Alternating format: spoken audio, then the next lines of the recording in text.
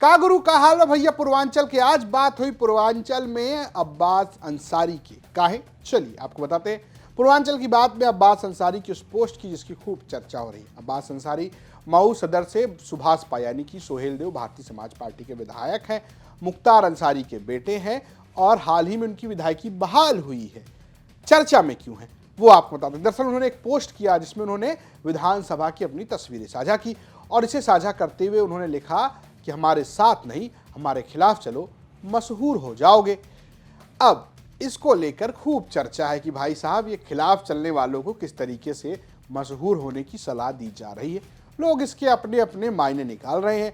यहाँ तक कि कमेंट में भी कई लोग कुछ कुछ बातें कह रहे हैं, जैसे कि यही समाजवादी पार्टी के एक नेता हिमांशु वाजपेयी हैं, वो कह रहे हैं कि खिलाफ चलने के लिए भी करेजा चाहिए भैया।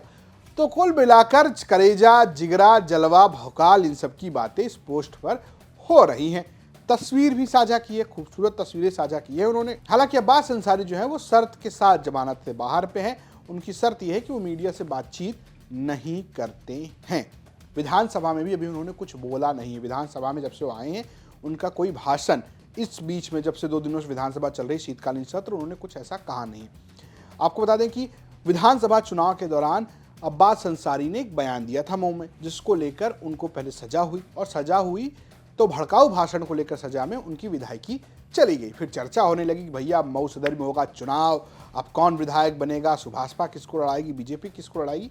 ये सब होता उससे पहले ही हाईकोर्ट से मिला स्टे और फिर विधायकी बहाल हो गई और वापस लौटकर अब्बास अंसारी अब पहुंच गए हैं विधानसभा में।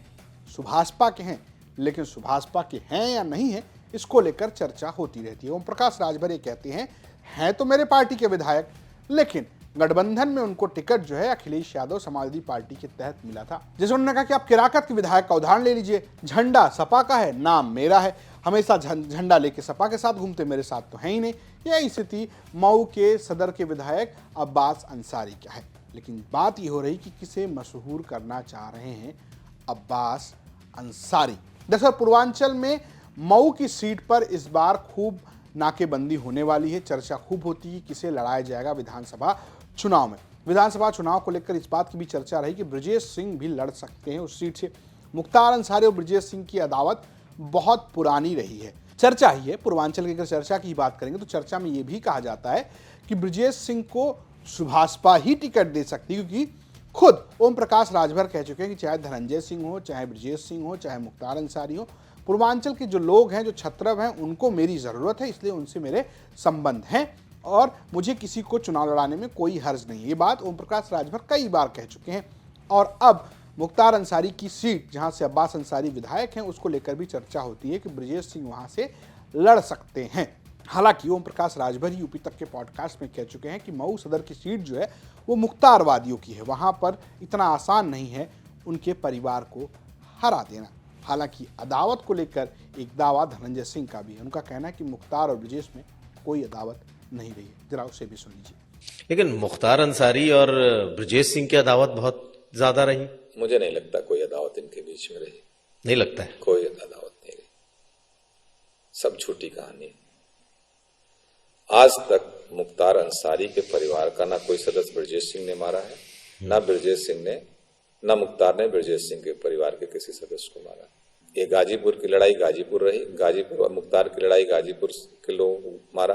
त्रिभुवन के परिवार के तमाम लोग मरे, मुख्तार ने मारे, बाद में मरवाए, 2005 में मरवाया मुख्तार ने अनिल सिंह को। कृष्ण अंद्राज जी का मर्डर हुआ, बता दें ब्रजेश किसका बदला ले लिए थे, फरार थे उस समय। किसी का नहीं, एक भी परिवार में एक भी इंसिडेंट मुझे नहीं हुआ।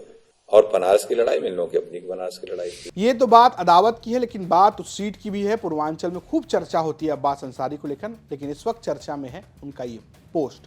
आपका अपना क्या कहना है हमें कमेंट बॉक्स जरूर बताएं। देखते हैं यूपी तक। नमस्कार।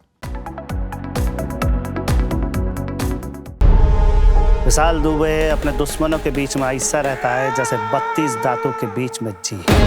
जो मिलेगा सबसे पर दबेगा किसी से नहीं।